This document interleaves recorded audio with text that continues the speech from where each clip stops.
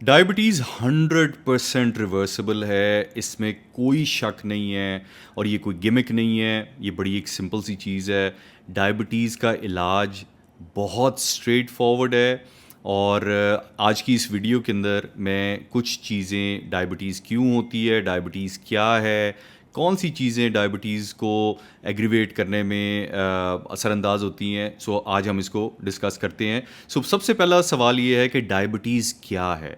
जब कभी आप डॉक्टर के पास जाएंगे और डॉक्टर आपका ब्लड टेस्ट करता है, थोड़ा सा खून आपसे, खून का सैंपल लेगा और उनको टेस्ट करेंगे, तो बेसिकली उस टेस्ट के अंदर ये देखते हैं कि आपके खून के अंदर कितने मिलीग्राम शुगर मौजूद है। शुगर, कोई और चीज़ नहीं, सिर्फ शुगर के मॉलिक्यूल्स कितने मौजूद हैं, ये देखना होता है कि एक मतलब कितने ग्राम, मिलीग्राम शुगर जो है वो आपके कितने डेसीलीटर खून के अंदर मौजूद है। इससे डिटर्मिन किया जाता है कि आपको शुगर है, नहीं है, आप डायबिटिक हैं, प्री डायबिटिक हैं, या बिल्कुल नॉर्मल रेंज के अंदर है। सो जब कभी आप अपनी जो घर में शुगर स्ट्रिप्स के साथ जो एक डिवाइस आती है, आप अपनी उंगली पे प्रिक करते हैं, खून निकलता है, आप उसको स्ट्रिप पे डालते हैं और चेक करते हैं, तो नॉर्मल रेंज जो है वो नॉर्मल इंसान की 70 से लेकर 100 मिलीग्राम शुगर जो है वो आपके खून में हर वक्त रहनी चाहिए। बॉडी इसको मेंटेन करती है, बॉडी 70 से नीचे या 100 से ऊपर नहीं जाने देती। ये एक बॉडी का नॉर्मल मैकेनिज़्म है। जिस तरह बॉडी ने एक सर्टन ब्लड प्रेशर मेंटेन करना है, एक सर्टन हार्ट रेट मेंटेन करना है, उसी तरह बॉडी ने एक सर्टन शुगर लेवल जो है वो भी आपके जिस्म के अंदर मेंटेन करना है। और वो 70 मिलीग्राम से लेकर 100 मिलीग्राम तक जो है वो शुगर लेवल बॉडी मेंटेन करती है। लेकिन अगर आपका 100 मिलीग्राम से शुगर लेवल बढ़ जाता है, तो इसकी चंद वजूहात हैं। एक वजह ये है कि ये बच्चों के अंदर यूजुअली नहीं होता, बिकॉज़ हमारी बॉडी के अंदर पेनक्रियाज मौजूद हैं, लबलबा जिसको उर्दू में कहते हैं।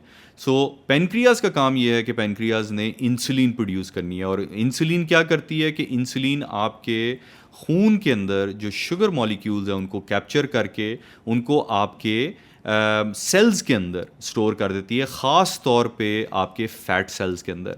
सो अगर तो बचपन में, जवानी में अगर आप हेल्दी हैं, तो आपके पेनक्रियाज जो हैं वो इतनी इंसुलिन प्रोड्यूस करेंगे कि आपका ब्लड शुगर लेवल जो है वो 70 और 100 के दरमियान मेंटेन करेगा। लेकिन अगर आपकी शुगर की मिकदार खुराक के ज़रिए बहुत ज़्यादा है, या आपके पेनक्रियाज जो हैं वो इंसुलिन रेजिस्टेंट हो गए हैं और वो प्रॉपर तरीके से काम नहीं कर रहे, तो आपका शुगर लेवल जो है वो 100 से ऊपर जाएगा। जो जर्नल गाइडलाइंस है वो ये हैं कि नॉर्मल इंसान के लिए 70 से लेकर 100 मिलीग्राम ये नॉर्मल ब्लड शुगर लेवल है। अगर आप 100 से 124 के दरमियान है, दैट मीन्स आप प्री डायबिटिक हैं। और अगर आपका शुगर लेवल 124 से ऊपर रहता है, दैट मीन्स आप सर्टिफाइड डायबिटिक पेशेंट है।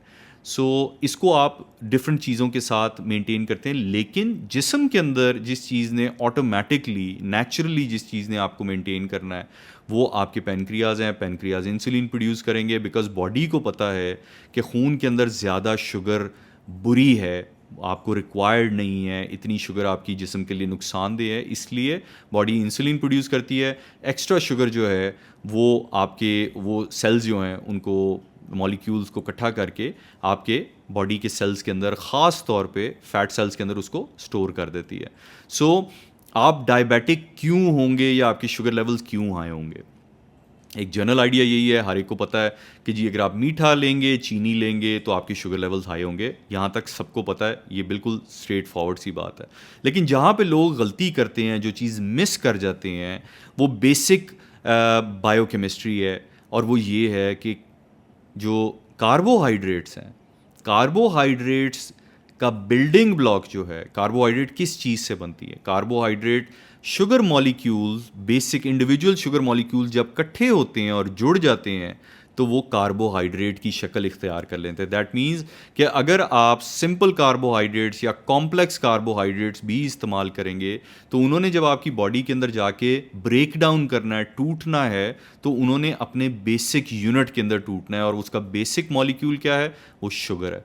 सो अगर आप चीनी और मीठा नहीं भी खाते, और अगर आप बहुत सारी कार्बोहाइड्रेट्स खा रहे हैं, कार्बोहाइड्रेट्स क्या हैं? रोटी, चावल, टोस्ट, पराठे, सब्जियां, फल, ग्रेन्स जितने भी हैं, पास्ता, ये सारी चीज़ें, आटे जितने भी हैं, जितने भी आटे हैं, उसमें वाइट फ्लावर होगा या वीट फ्लावर होगा, मकई का बाजरे का, मकई का, ये जितने भी आटे हैं, मल्टीग्रेन आटा भी, ये सब कार्बोहाइड्रेट्स हैं। आपकी सब्जियां कार्बोहाइड्रेट्स हैं, आपके फल जो हैं वो कार्बोहाइड्रेट्स हैं। सो ये सारी खुराक जो है बॉडी के अंदर जब जाके टूटेगी, ब्रेक डाउन करेगी, आपके मैदे के अंदर आके आपके स्टमक एसिड के अंदर जब डाइजेस्ट होगी, तो इसने अपनी बेसिक फॉर्म के अंदर आना है, और वो फॉर्म शुगर है। सो अगर आप रोटी चावल अगर आप चीनी और मीठा छोड़ भी देते हैं, और अगर आप रोटी और चावल, जो कि पाकिस्तान के अंदर एक स्टैंडर्ड ग़िज़ा है, अगर आप रोटी और चावल खा रहे हैं, फ़र्ज़ करें आपने रात को रोटी और चावल खाया है, सो सुबह सवेरे तक आपकी फास्टिंग शुगर एलिवेटेड इसलिए आएगी बिकॉज रात की कार्बोहाइड्रेट्स, रोटी और चावल, सुबह तक शुगर में कन्वर्ट हो गई है।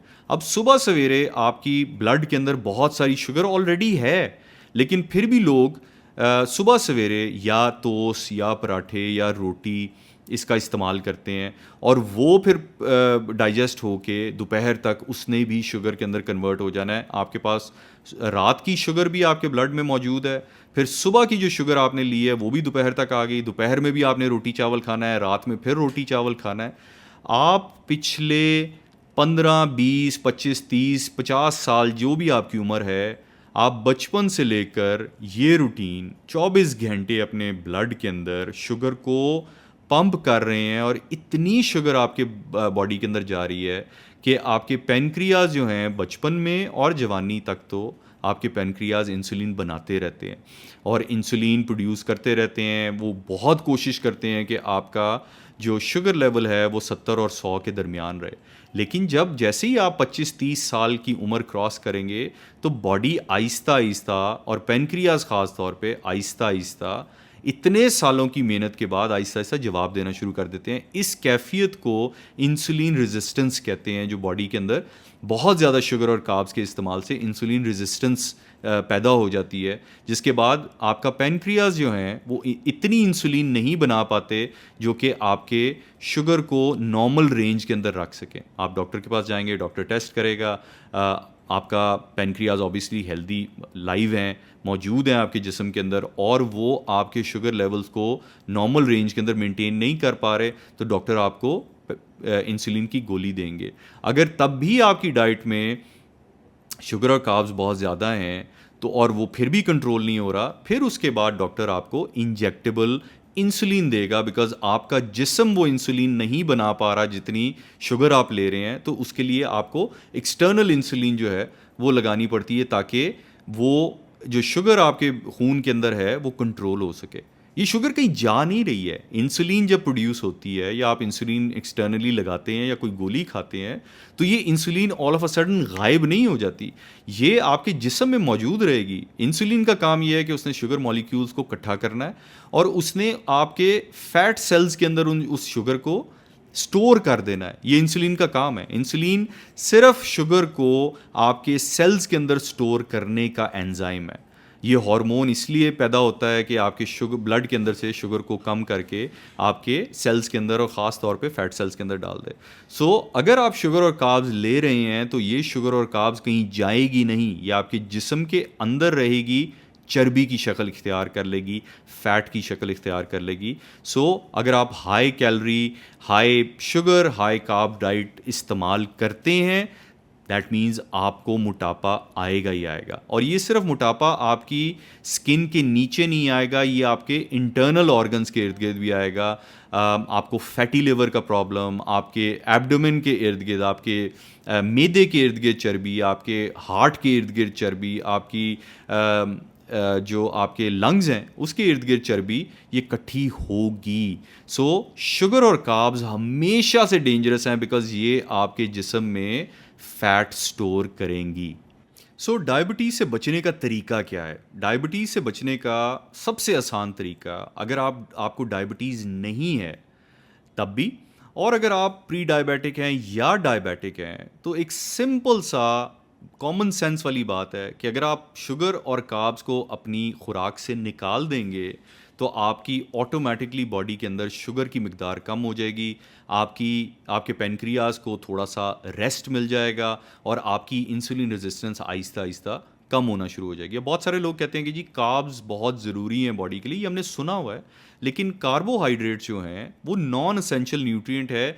हमारे जिस्म को कार्बोहाइड्रेट की ज़रूरत नहीं है, हमारे जिस्म को ग्लूकोज की ज़रूरत है जो कि आपको प्रोटीन से और फैट से मिल जाती है। कार्बोहाइड्रेट जो हैं वो शुगर बेसिकली दो मॉलिक्यूल्स मिल के बनती है। शुगर के अंदर ग्लूकोज का एक मॉलिक्यूल और फ्रुक्टोज का एक मॉलिक्यूल जब आपस में जुड़ जाते हैं तो वो शुगर का उसको नाम हम देते हैं।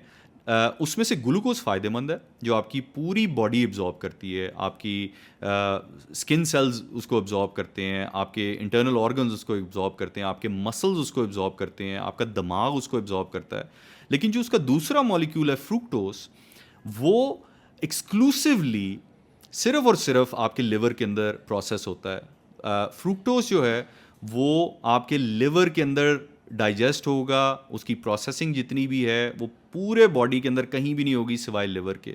सो जब आपका फ्रुक्टोज लेवल आपकी खुराक में बढ़ जाता है सो आपके वो सारा फ्रुक्टोज जो है वो आपके लिवर के अंदर जाके डाइजेस्ट होता है, और इस कैफियत को नॉन अल्कोहलिक फैटी लिवर कहते हैं। इसको नॉन अल्कोहलिक फैटी लिवर इसलिए कहते हैं कि ये इसका असर अल्कोहल इस्तेमाल करने की जो डैमेज है सेम असर है, लेकिन ये अल्कोहल इस्तेमाल किए बगैर है। Fructose is as dangerous as alcohol because जो डैमेज शराब करती है आपके लिवर के लिए वही फ्रुक्टोज करती है आपके लिवर के लिए, इसीलिए इसको नॉन अल्कोहलिक फैटी लिवर कहते हैं।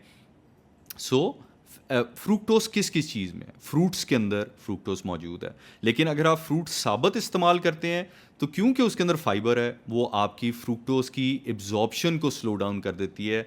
लेकिन सबसे डेंजरस चीज़ ये है कि अगर आप उस फ्रूट का जूस निकाल के उस फाइबर को फेंक दें और वो जो लिक्विड शुगर है फ्रूक्टोज जो है वो अगर आप डायरेक्ट पीना शुरू कर दें तो वो सारी की सारी जो फ्रुक्टोज है वो आपके लिवर के अंदर डाइजेस्ट होगी, और वो ओवरलोड जब करती है तो आपका लिवर उसको प्रोसेस नहीं कर पाता, टॉक्सिसिटी होती है, आपके लिवर के इर्द गिर्द चर्बी इकट्ठी होना शुरू होती है, एंड देन आपको फैटी लिवर का प्रॉब्लम शुरू हो जाता है। सो हम बचपन से सुनते आए, मैं भी बचपन से सुनता आया था कि जी फ्रूट जूस जो है वो बहुत अच्छा है। इंसान कभी फ्रूट जूस पीने के लिए बना ही नहीं था, हमारे पास कभी हमारे आबाओ अजदाद के पास ये टेक्नोलॉजी नहीं थी कि जी जूस के अंदर फ्रूट के अंदर से जूस निकाल के वो डायरेक्टली पी ले।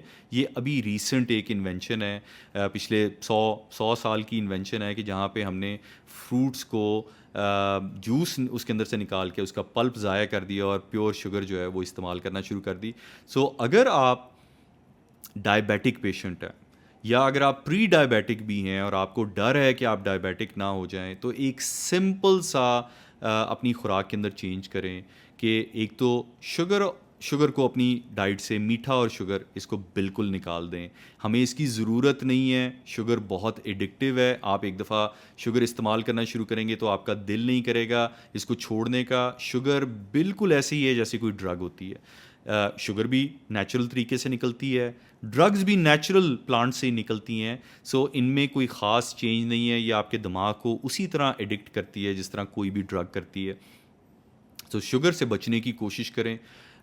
शुगर सिर्फ जायके के लिए, मज़े के लिए, टेस्ट के लिए, आपकी बॉडी को शुगर की ज़रूरत नहीं है। उसी तरीके से कार्बोहाइड्रेट जो हैं उन्होंने भी इवेंचुअली आपकी बॉडी के अंदर जाके शुगर में कन्वर्ट होना है। सो अगर आप, और कार्बोहाइड्रेट्स नॉन एसेंशियल न्यूट्रिएंट है, आपके जिस्म को कार्बोहाइड्रेट्स की ज़रूरत नहीं है अनलेस कि आप बहुत एक्सटेंसिव वर्कआउट करते हैं जिससे आपकी प्रोटीन से आपकी वो रिक्वायरमेंट पूरी नहीं होती एनर्जी की, तो आपको एक्स्ट्रा थोड़ी सी कार्बोहाइड्रेट लेनी पड़ती है। ये भी नहीं कि आपने बहुत ज़्यादा कार्बोहाइड्रेट्स लेनी है, थोड़ी कार्बोहाइड्रेट्स लेंगे आपको एक्सरसाइज के दौरान एनर्जी मिलेगी। जो लॉन्ग डिस्टेंस रनर्स हैं वो बेसिकली कार्बोहाइड्रेट्स इस्तेमाल इसलिए करते हैं बिकॉज वो कार्बोहाइड्रेट्स उनको लंबे रन के लिए, लंबे डिस्टेंसेस के लिए फ़ायदा देती है। लेकिन अगर आप नॉर्मल इंसान घर में अपना नॉर्मल काम करते हैं, ऑफिस जाते हैं, चलते फिरते हैं, नॉर्मल वर्कआउट करते हैं, तो उसके लिए आपको बहुत सारी कार्बोहाइड्रेट की ज़रूरत नहीं है, ये बॉडी की रिक्वायरमेंट नहीं है। हाँ, आपकी बॉडी को प्रोटीन्स की रिक्वायरमेंट है, फैट्स की रिक्वायरमेंट है, लेकिन कार्बोहाइड्रेट्स की रिक्वायरमेंट नहीं है, क्योंकि हमारी कल्चरली एक रिक्वायरमेंट हमारी बन गई है, हमारी एक हिस्ट्री है, हमारी जनरेशनली रोटी और चावल जो है वो हमारी ट्रेडिशन का हिस्सा है। हमारे पेरेंट्स ने खाई, उनके पेरेंट्स ने खाई, सो हम भी वही ट्रेडिशन पूरी कर रहे हैं। लेकिन हमारे पेरेंट्स को भी डायबिटीज़ के इश्यूज़ थे, हमारे पेरेंट्स को भी हार्ट के इश्यूज़ थे, उनके पेरेंट्स को कुछ हद तक कम थे बिकॉज़ वो इतनी ज़्यादा रोटी और चावल इस्तेमाल नहीं कर रहे थे। लेकिन हमारी जनरेशन के अंदर रोटी चावल के साथ साथ जंक फूड इतना ज़्यादा आ गया, प्रोसेस्ड कार्बोहाइड्रेट्स और रिफाइंड कार्बोहाइड्रेट्स इतनी ज़्यादा आ गई हैं, प्रोसेस्ड फूड इतना ज़्यादा आ गया है, पिज़्ज़ाज़ एंड बर्गर्स, ब्रेड इतनी ज़्यादा हो गई है कि जिसकी वजह से ये डायबिटीज़ का इशू जो है वो बढ़ता जा रहा है। सो अगर आप डायबिटिक हैं, सो सबसे सिंपल काम, दो ऑप्शंस हैं आपके पास। एक ऑप्शन ये है कि आप अपनी तकदीर कबूल कर लें, आप अपने कहें कि जी मैं, मेरे वालिदैन को डायबिटीज़ थी इसलिए मुझे भी डायबिटीज़ है, मैं कुछ कर नहीं सकता। या फिर आप अपना लाइफस्टाइल चेंज कर लें और हाई प्रोटीन डाइट इस्तेमाल करें जो आपको जनरली आपको हमेशा हेल्दी रखेगी। प्रोटीन आपकी मसल्स के लिए, आपकी हड्डियों के लिए, आपकी स्किन, आपके बाल, आपके इंटरनल ऑर्गन्स, आपके दिल, हर चीज़ के लिए प्रोटीन की ज़रूरत है। बॉडी को रिक्वायरमेंट है प्रोटीन की। और फैट्स जो हैं वो आपको एनर्जी देती हैं। सो कार्बोहाइड्रेट्स की बजाय अगर आप हेल्दी फैट्स इस्तेमाल करेंगे तो वो आपको एनर्जी देगी। जिस तरह ऑलिव ऑयल है, वर्जिन ऑलिव ऑयल का एक चम्मच अगर आप डायरेक्टली पी लेंगे तो ये डायरेक्ट एनर्जी है आपके लिए, बिकॉज वो प्योर फैट है और वो प्योर फैट जो है वो आपको प्योर एनर्जी देगी। कार्बोहाइड्रेट्स भी आपको एनर्जी देती है, लेकिन कार्बोहाइड्रेट्स का नुकसान ये है कि कार्बोहाइड्रेट्स आपके जिस्म के अंदर टॉक्सिसिटी पैदा करती है। आप अगर आपने कभी चीनी को तवे के ऊपर पकाया हो तो आप देखेंगे कि चीनी जो है वो बिल्कुल ब्राउन और डार्क ब्राउन हो जाती है, उसको कैरमलाइजेशन कहते हैं। सो अगर आपके खून के अंदर चीनी बहुत ज़्यादा है तो आपका जिस्म अंदर से कुक होगा, आप एज बहुत तेज़ी से करेंगे, आपके चेहरे पे रिंकल्स बहुत जल्दी आएंगे, आपको एज स्पॉट्स बहुत जल्दी आएंगे, आपका जिस्म अंदर से वीक बहुत तेज़ी से होगा, आपके इंटरनल ऑर्गन्स डैमेज बड़ी जल्दी होंगे। शुगर की ज़्यादती की वजह से आपके बॉडी के अंदर इन्फेक्शन लेवल्स बहुत ज़्यादा बढ़ जाते हैं। डायबिटिक पेशेंट्स को अगर कभी ज़ख़म आ जाए तो वो ज़ख़म हील बड़ी मुश्किल से होता है और इन्फेक्शन बड़ी तेज़ी से फैलती है, बिकॉज बैक्टीरियाज, वायरसेस और कैंसर, इनका उनकी खुराक और इनका फ्यूल जो है वो शुगर है। सो अगर आपके जिस्म के अंदर शुगर बहुत ज़्यादा है, सो ऑटोमेटिकली अगर आपको छोटी सी इन्फेक्शन भी कोई होगी, सो आपकी जो बॉडी का इम्यून सिस्टम है वो उसको मारने से पहले, क्योंकि बैक्टीरिया के पास आपके खून के अंदर खुराक इतनी ज़्यादा है, वो इतनी तेज़ी से मल्टीप्लाई करते हैं कि आपका इम्यून सिस्टम भी उसको पकड़ नहीं पाता। आपका इम्यून सिस्टम इतनी तेज़ी से उसको कंट्रोल नहीं कर पाता जितनी तेज़ी से बैक्टीरिया और वायरस फैलना शुरू कर देते हैं, बिकॉज आपके खून के अंदर शुगर बहुत ज़्यादा है। सो इसका एक ही हल है और वो ये है कि आप अपनी डाइट में से शुगर और कार्ब्स को कम करें। जैसे ही आप कम करेंगे, एक हफ्ते के अंदर अंदर, 10 दिन के अंदर अंदर आपके शुगर लेवल्स ऑटोमेटिकली ड्रॉप होना शुरू होंगे। आपके जिस्म के अंदर जितनी कोई पुरानी शुगर है वो इस्तेमाल हो जाएगी और आगे कोई आप शुगर उसके अंदर ऐड नहीं कर रहे तो आपका ऑटोमेटिकली ब्लड शुगर लेवल जो है वो नीचे आना शुरू हो जाएंगे। आपके पेनक्रियाज को अब इतनी ज़्यादा इंसुलिन नहीं बनानी पड़ेगी, तो आहिस्ता आहिस्ता आपके पेनक्रियाज को रेस्ट मिलेगा, आपकी इंसुलिन रेजिस्टेंस जो है वो कम होना शुरू हो जाएगी। और यही एक तरीका है, यही वो साइकिल है जिसके आप डायबिटीज़ को रिवर्स कर सकते हैं। इसके अंदर कोई लंबी साइंस नहीं है, इसके लिए कोई दवाइयों की इस्तेमाल करने की ज़रूरत नहीं है। अगर आप अपनी शुगर की इंटेक कम कर देंगे, आपकी 100%, 110% डायबिटीज़ जो है वो रिवर्स हो जाती है। इसके अंदर कोई, किसी भी साइंस के अंदर इसके अंदर इख्तलाफ नहीं है। सो ये इतना ही सिंपल है। लेकिन मुश्किल क्या बात है, क्योंकि शुगर और कार्ब्स एडिक्टिव हैं, तो उनको छोड़ना उतना ही मुश्किल है जितना किसी एडिक्ट को अपनी ड्रग या अपनी एडिक्शन को छोड़ना है। सो उसके लिए आपको एक हद तक काम करना पड़ेगा, वो इम्पॉर्टेंट चीज़ है, उसके ऊपर आपको मेहनत करनी पड़ेगी। सो शुगर को छोड़ने का तरीका वही तरीका है कि जिस तरह आप कोई भी नशा छोड़ने की कोशिश करते हैं, आपको पहले हफ्ता 10 दिन बहुत प्रॉब्लम होगी। हफ्ता 10 दिन आपकी बॉडी वो ड्रग मांगेगी, वो शुगर मांगेगी जो आप उसको पिछले 20 25 30 साल से देते आए हैं, और बॉडी क्रेव करेगी, आपको चक्कर आएंगे, आपके आंखों के आगे अंधेरा आएगा, आप चिड़चिड़ापन फील करेंगे। बट इसको समझ लें कि ये बॉडी का एक रिएक्शन है, इसको आपको कंट्रोल करना है, इसको आपने समझ के बर्दाश्त करना है। और हफ्ता 10 दिन के बाद आपकी वो शुगर क्रेविंग्स जो हैं वो आहिस्ता आहिस्ता कम हो जाएंगी। जैसे ही आप शुगर छोड़ेंगे उसके 2-3 दिन के बाद आपकी बॉडी जो है उसके अंदर से ब्लोटिंग कम होना शुरू होगी, वाटर फैट कम होना शुरू होगी, आपका वेट फौरी तौर पे फैट का जो वेट है वो गिरना शुरू होगा। और अगर आप हाई प्रोटीन डाइट के ऊपर हैं तो हाई प्रोटीन डाइट लेने से ही सिर्फ आपकी कैलोरीज बहुत ज़्यादा बर्न होंगी और आप इमीडिएटली आहिस्ता आहिस्ता अपना वेट लूज़ करना शुरू करेंगे। और वेट में भी ख़ास तौर पे आप अपना मसल लूज़ नहीं करेंगे, आप अपनी चर्बी लूज़ करेंगे। सो हमेशा मैं लोगों को कहता हूँ कि आपने वेट लूज़ नहीं करना, आपने फ़ैट लॉस करना है। Weight loss is a bad idea, ये एक बिल्कुल बुरी स्ट्रैटेजी है, बिकॉज वेट लॉस के चक्करों में बोन डेंसिटी आपकी कम होगी तब भी आपका वेट गिरेगा, खून कम होगा तब भी वेट गिरेगा, आपका मसल कम होगा तब भी आपका वेट गिरेगा। तो लोग वेट कम करने के चक्करों में इतने खपती हो जाते हैं कि वो अपनी ओवरऑल हेल्थ ख़राब कर लेते हैं। हालांकि जो आपको जिस चीज़ पे फोकस करना है वो वेट लॉस नहीं है, वो फैट लॉस है। आपने अपना मसल गेन करना है और अपनी फैट कम करनी है, आपका वेट ऑटोमेटिकली कम हो जाएगा, बिकॉज आपकी चर्बी जब कम होगी तो वेट कम हो जाएगा।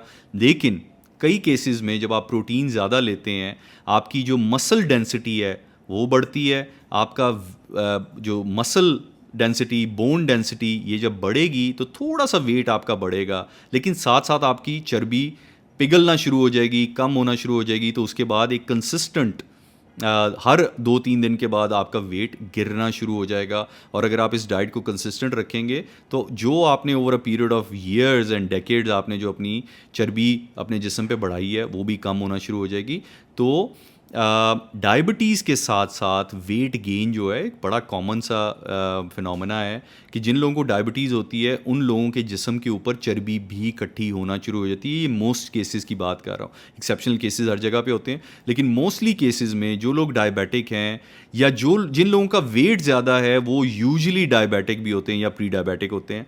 सो अगर आप अपनी शुगर की कंजम्पशन और कार्बोहाइड्रेट्स की कंजम्पशन को कम कर देंगे तो आपका वेट ऑटोमेटिकली कम होना शुरू हो जाएगा, चर्बी का वेट कम होना शुरू हो जाएगा। अगर आप हाई प्रोटीन डाइट लेंगे, थोड़ी बहुत एक्सरसाइज करेंगे तो आपका मसल बढ़ना शुरू होगा, मसल डेंसिटी बढ़ जाएगी, आपकी बोन डेंसिटी बेहतर हो जाएगी, आपके ओवरऑल बॉडी का एनर्जी लेवल जो है वो बहुत बेहतर हो जाएगा। बिकॉज एक बहुत मेजर प्रॉब्लम और भी है हाई शुगर इनटेक की वजह से कि जब आप सुबह सवेरे शुगर लेते हैं तो आपका शुगर लेवल स्पाइक करता है, बॉडी इंसुलिन प्रोड्यूस करती है और एकदम से आपका शुगर लेवल ड्रॉप करता है, जिसकी वजह से आपको लथार्जी, वीकनेस, कमज़ोरी, लेजीनेस फील होती है। और जब आपको लेजीनेस फील होती है और आपका शुगर लेवल ड्रॉप करता है तो फिर आपका दोबारा दिल करता है कोई मीठी चीज़ खाने का, एंड देन आप दोबारा से वो मीठी चीज़ लेते हैं, शुगर लेवल फिर हाई होता है, इंसुलिन फिर प्रोड्यूस होती है, एंड देन वो फिर आपको क्रैश आता है।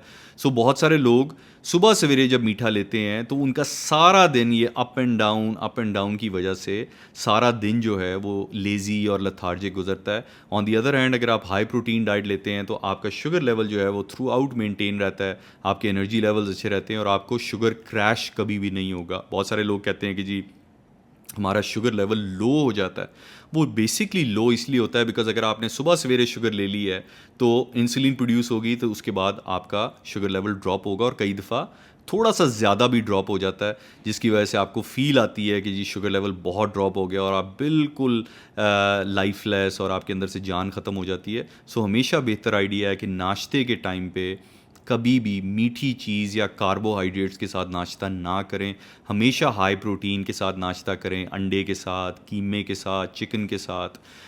ओट मील लोग कुछ लेते हैं, कुछ कॉर्नफ्लेक्स लेते हैं, ये सब कार्बोहाइड्रेट्स हैं। ओटमील ख़ास तौर पे बहुत बुरी ग़िज़ा है, किसी को नहीं खानी चाहिए, इंसानों के लिए ये नहीं बनी हुई ये ग़िज़ा। और ये हमारी बॉडी के अंदर इन्फ्लेमेशन करती है, हमारी बॉडी कार्बोहाइड्रेट्स को काफ़ी हद तक और ख़ास तौर पे ग्रेन्स को और ओट को ये रिजेक्ट करती है। आपकी बॉडी की रिजेक्शन का तरीका ये है कि आपकी बॉडी में बहुत सारी इन्फ्लेमेशन होगी, आपके जॉइंट्स के अंदर दर्द होगी, आपको सोजन फील होगी। सो वो सिर्फ शुगर और कार्ब्स की ज़्यादती की वजह से होती है। शुगर और कार्ब्स जो हैं वो आपके यूरिक एसिड को बढ़ाने में बहुत प्रॉब्लम, मतलब एक बहुत इंपॉर्टेंट फैक्टर है जिसकी वजह से आपका यूरिक एसिड बढ़ता है। आपके हार्ट के प्रॉब्लम्स जो हैं वो इसकी वजह से बहुत ज़्यादा क्रिएट होते हैं, बिकॉज़ शुगर जो है और कार्बोहाइड्रेट जो कि शुगर में कन्वर्ट होगी वो आपकी बॉडी के अंदर, आपकी आर्टरीज़ के अंदर, आपके दिल के अंदर इन्फ्लेमेशन क्रिएट करती है, जिसकी वजह से आपकी आर्टरीज़ जो हैं वो कई दफ़ा सूज जाती हैं, स्वेल हो जाती हैं और उसमें से खून जो है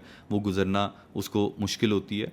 सो इन बॉटम लाइन ये है कि हमारे जिस्म को शुगर और कार्ब्स की ज़रूरत नहीं है, अदर दैन कि अगर आप इसको जायके के लिए, शौक़ के लिए, फ्लेवर के लिए इस्तेमाल करना चाहते हैं। हमारे जिस्म की सिर्फ एक मेजर रिक्वायरमेंट है और वो प्रोटीन है, और उसके साथ गुड फैट्स जो हैं जिस तरह देसी घी है, मक्खन है, ऑलिव ऑयल है, ये चीज़ें जो हैं ये आपके जिस्म के अंदर एनर्जी देती हैं। और फैट्स सबसे साफ़ क्लीन एनर्जी है आपके जिस्म के लिए प्रोटीन के बाद, क्योंकि प्रोटीन भी आपको एनर्जी देती है। प्रोटीन्स, कार्बोहाइड्रेट्स और फैट्स जो हैं वो तीनों आपको एनर्जी देती हैं, लेकिन इसमें से सबसे अच्छी एनर्जी अगर फ्यूल की एग्जांपल लें तो प्रोटीन्स जो हैं वो हाई ऑक्टेन है, और शुगर और कार्ब्स जो हैं वो गंदा कंटेमिनेटेड पेट्रोल है जो आपके इंजन को चला तो देगा लेकिन आहिस्ता आहिस्ता आपके इंजन को डैमेज करेगा। सो प्रोटीन्स का इस्तेमाल ज़्यादा करें, शुगर और कार्ब्स को कम करें,